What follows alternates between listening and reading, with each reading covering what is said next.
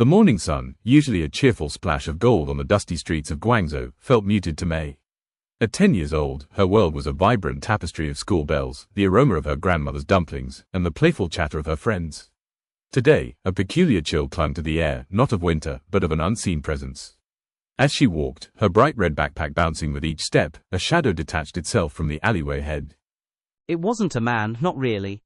It was a shape, a blur of dark fabric and a single, gloved hand that clamped over her mouth before she could even gasp. The world spun, the familiar sounds of the city fading into a muffled roar, then silence. The last thing she saw was the dull gleam of a windowless van, and then only darkness. She awoke to the metallic tang of rust and the biting cold of concrete. Her eyes, wide with terror, slowly adjusted to the gloom. She was in a cage. Not a pet's cage, but a human one. Thick, rusted bars formed her prison, a space barely large enough to lie down, impossible to stand upright. The air was thick with the smell of damp earth and something else, something foul and unidentifiable. Days bled into weeks, weeks into months. Her captor was a phantom. She heard footsteps, the clink of a bowl being pushed through a small slot in the bars, the heavy thud of a door closing.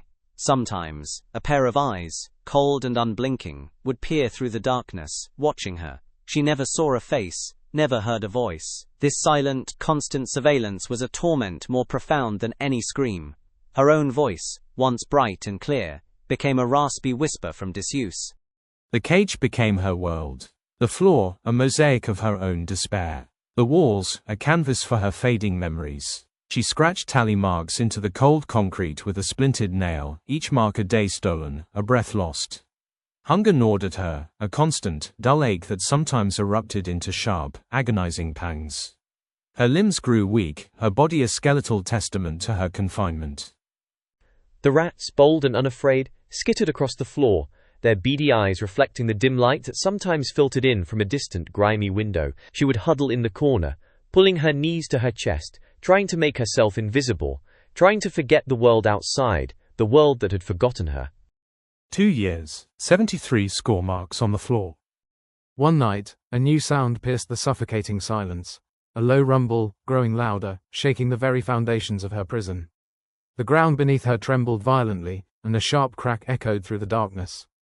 Dust rained down. A section of the wall beside her cage, weakened by the tremor, crumbled, revealing a narrow, jagged opening.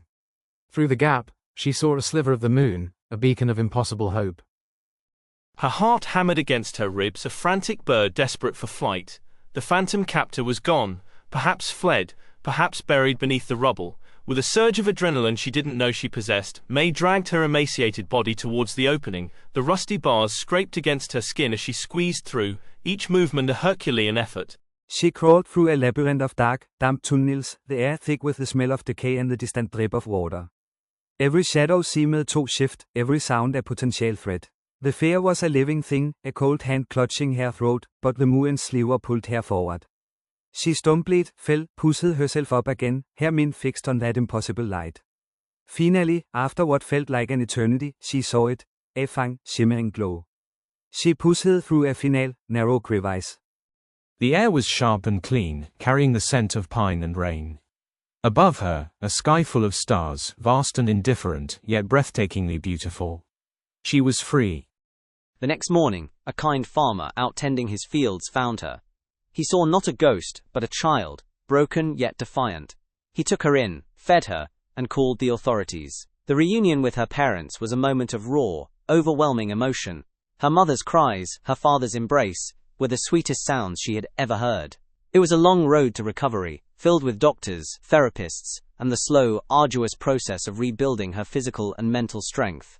The nightmares lingered. May, no longer the terrified girl in the cage, grew into a strong, resilient woman. She carried the scars, but they were not marks of defeat, but of survival. She had faced the deepest horror and emerged, not unscathed, but unbroken. Her story became a testament to the enduring power of hope, even in the darkest of cages, and the unwavering strength of the human spirit.